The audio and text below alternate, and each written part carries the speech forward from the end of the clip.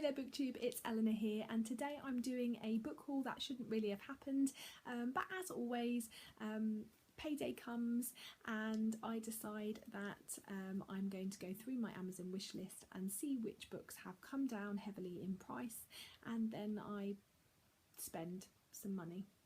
Not as much as well, I could. I only buy books that are under £3, so none of these books cost me more than £3, so I don't feel too bad, and I'm excited about all of them. Some of these I blame you for, because one of you recommended one of these authors and I have now bought a plethora of their books. Anyway, let's get into the books. First, I picked up Winger by Andrew Smith. This is on my anti-bullying readathon TBR, and it is a book about a young boy in a boarding school who I believe is bullied, and just about him sort of coming to terms with that. I've heard really good things on BookTube about this and I can't wait to give it a go. The next three books I don't know anything about, but the author was recommended to me by one of you, and that is Sarah Addison Allen, and I picked up The Peach Keeper, The Sugar Queen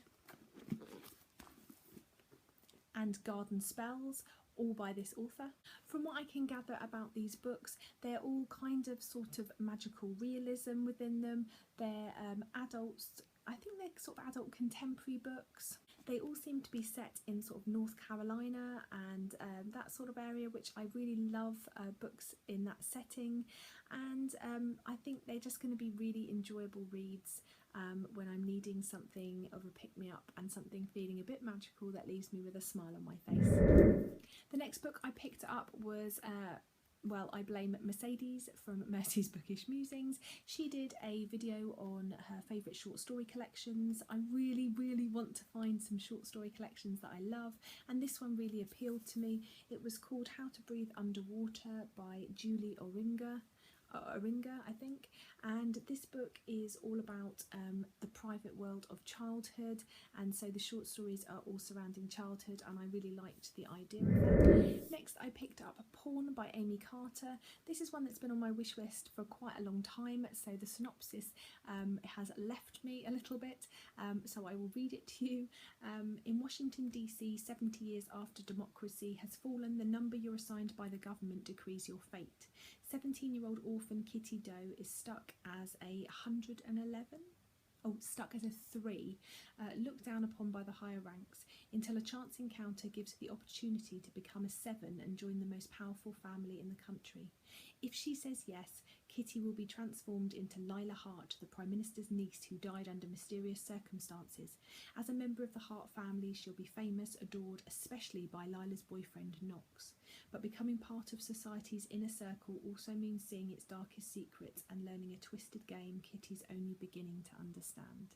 And I'm sure this was on my wish list because I heard great things, and I really like the cover of this, so yeah, I'm excited about this one. The next book I picked up is The Silver Star by Jeanette Walls.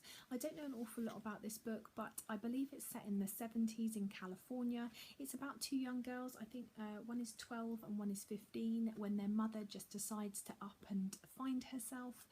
They decide to take a bus trip to find a long lost uncle, I believe.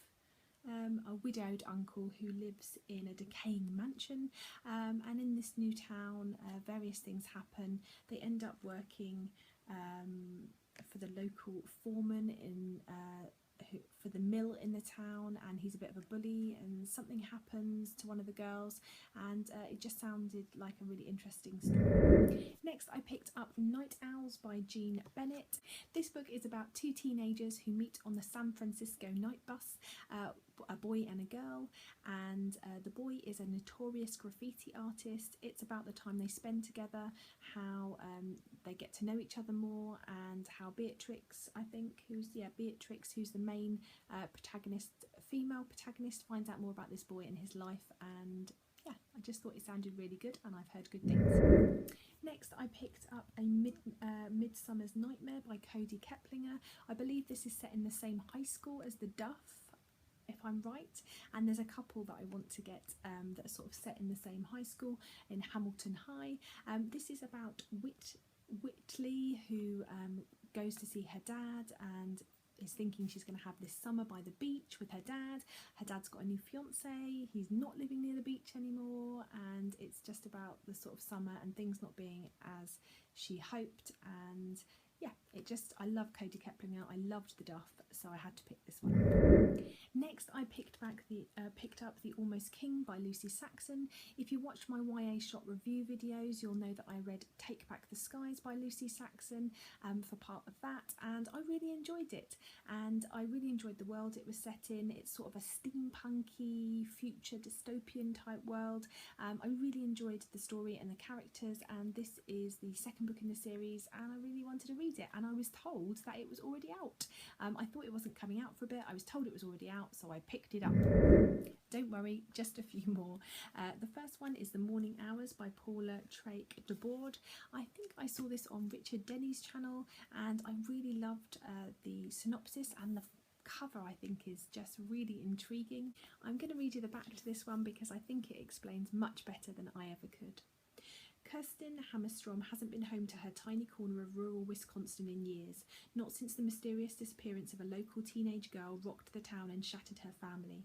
Kirsten was just 9 years old when Stacey Lempke went missing, and the last person to see her alive was her boyfriend Johnny, the high school wrestling star and Kirsten's older brother. No one knows what to believe, not even those closest to Johnny, but the event unhinges the quiet farming community and pins Kirsten's family beneath the crushing weight of suspicion. Now, years later, a new tragedy forces Kirsten and her siblings to return home, where they must confront the devastating event that shifted the trajectory of their lives. Tautly written and beautifully evocative, The Morning Hours is a gripping portrayal of a family straining against extraordinary pressure, and a powerful tale of loyalty, betrayal and forgiveness. And it just sounds really interesting. Next is a book I picked up on the recommendation of my friend Dawn Kurtgich, who also has a channel on BookTube, which is Writerholic DK. She's also the author of The Dead House, so you should read that because it's really good.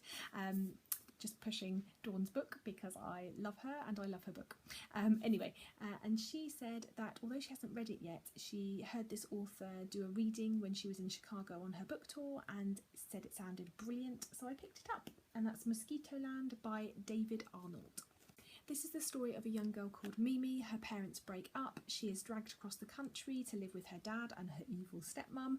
And when she finds out that her real mum is severely ill, maybe terminally ill, she decides to road trip it and bus it back, greyhound it back to her mum to see her. And this is about the road trip and her journey back. And then finally, I didn't realise that this book was going to come in this format, but it doesn't really matter. And that is Camilla by J. Sheridan Le Fanu. It's come in a really big format, and who knows why it's come like that, but it doesn't bother me, and I'm really excited to read this. This is a vampire story, a really, really old vampire story, first published in 1871 it says here, and it was published as a serial narrative.